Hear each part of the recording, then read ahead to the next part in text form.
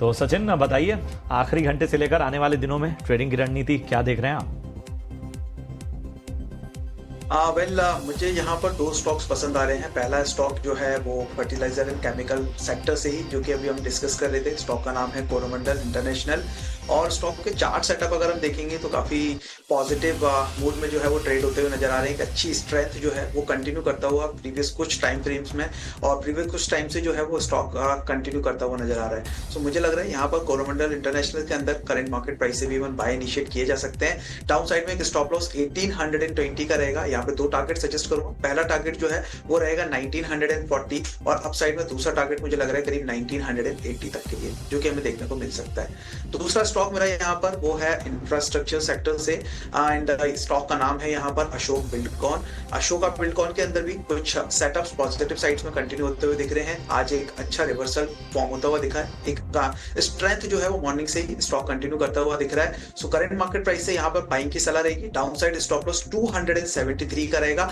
Up side में potentials मुझे लग रहे हैं करीब 310 315 वो टारगेट्स हो सकते हैं, जो कि कमिंग डेज में हमें देखेंगे। बिल्डकॉन 300 के ऊपर तक के लक्ष्यों के लिए, और इसके साथ ही अगर हम बात करें कोरोमंडल इंटरनेशनल की, तो यहाँ पर 1900 तक के लक्ष्य के लिए आप खरीदारी करके चल सकते हैं। चलिए बढ़ते हैं आगे, और वैशाली जी आप बताइए आपकी टॉपिक कौन सी है?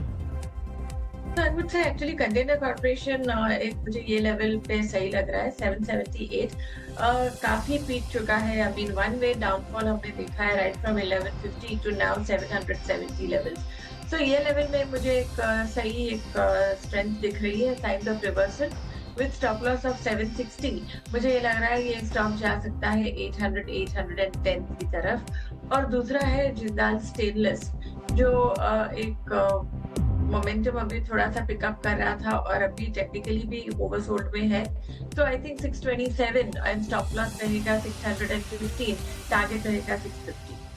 तो 650 के लक्ष्य के लिए जिंदल स्टेनलेस, और इसके साथ ही कॉनकॉर आपको 800 के ऊपर के लक्ष्य के लिए खरीदारी करने की सलाह वैशाली जी की राय में। पूछना चाहूँगा ज़रा, निफ्टी एफएमसीजी इंडेक्स अगर हम देखें तो इसमें थोड़ा दबाव नज़र आ रहा है, और आज इंडेक्स की बात करें तो कुछ 6-8 महीने के लो पर भी ट्रेड करता हुआ नज़र आ रहा है। तो इस गिरते हुए इंडेक्स में कौन से स्टॉक्स ऐसे हैं जहाँ पे खरीदारी के मौके बन रहे हैं?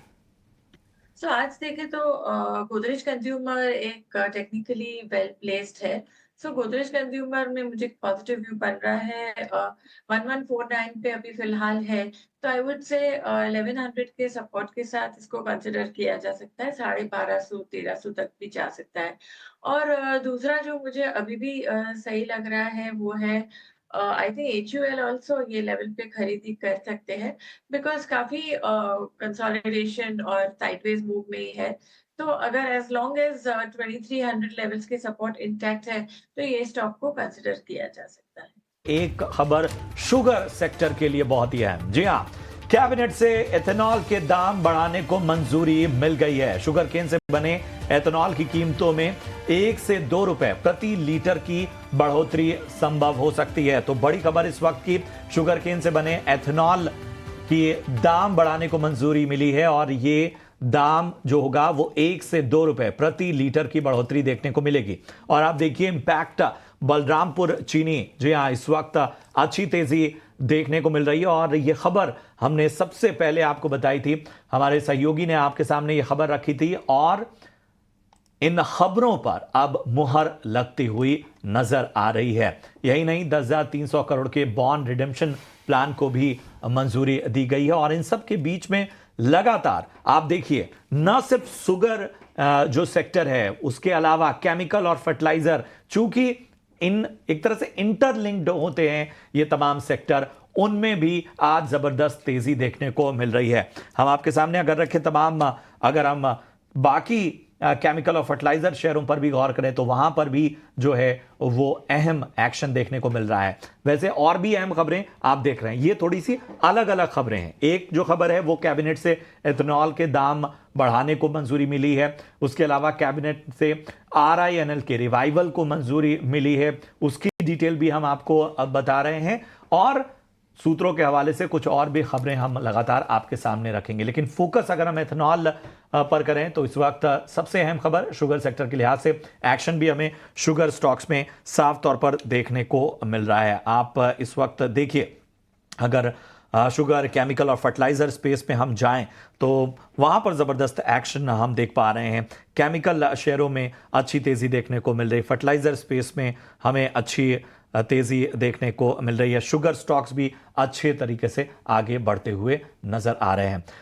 वैशाली जी, इन तमाम खबरों को अगर हम आधार बनाएं और शुगर सेक्टर पर फोकस करें तो आपको क्या नजर आ रहा है? प्राज इंडस्ट्रीज देखिए लगभग 5.5% से ज्यादा ऊपर इस वक्त। बताइए, यहां कोई रणनीति बनाई जा सकती है? तो डेफिनेटली एक्चुअली प्राज काफी समय से अच्छा ही चल रहा था, बट आई थिंक थोड़ा प्रॉफिट बुकिंग आया और दोबारा एक 700 के सपोर्ट के साथ सर्च कर रहा है। तो मैं कहूंगी जिनके पास है वो बने रहिए, और जो लेना चाहते हैं थोड़ा डिप की राह देखिए अराउंड 730 740 के पास, और वेट करिए 850 के टारगेट के लिए। शुगर शेयरों और इससे लिंक्ड बाकी सेक्टर्स पर भी आपसे एक राय ले लेते हैं। हम केमिकल स्पेस में भी आज अच्छी तेजी देख रहे हैं और कहीं ना कहीं वहां पर भी हमें फोकस करना होगा। फर्टिलाइजर और केमिकल स्पेस में रौनक हमें नजर आ रही है। Mangalore chemicals, GNFC, Coromandel international, इनकी तेजी देखिए। इसके अलावा एसआरएफ भी लगभग 3% मजबूत हमें नजर आ रहा है। तो वैशाली जी, इसी से जुड़ा हुआ ये भी सेक्टर है, जरा बताइए क्या यहाँ रणनीति रखी जाए? तो एसआरएफ ऑफकोर्स काफी दिनों के बाद एक स्ट्रेंथ दिखी है। एक अपवर्ड मूव आया था, थोड़ा रिट्रेस हुआ है, तो दोबारा एक न्यू स्ट्रेंथ आ रही है। एसआरएफ में मेरा व्यू पॉजिटिव रहेगा 2450 के स्टॉप लॉस के साथ। 2700 2800 का टारगेट दिख सकता है। और दूसरा है जो जीएनएफसी है, चंबल है, ये स्टॉक काफी ओवरसोल्ड है, तो एक ट्रेडिंग स्ट्रेटजी बना सकते हैं। सचिन जी मैं आपसे भी पूछना चाहूँगा, ज़रा इंडियन बैंक देखिए, आज हम देख रहे हैं पीएसयू बैंक इंडेक्स में भी काफ़ी अच्छी तेज़ी नज़र आ रही है।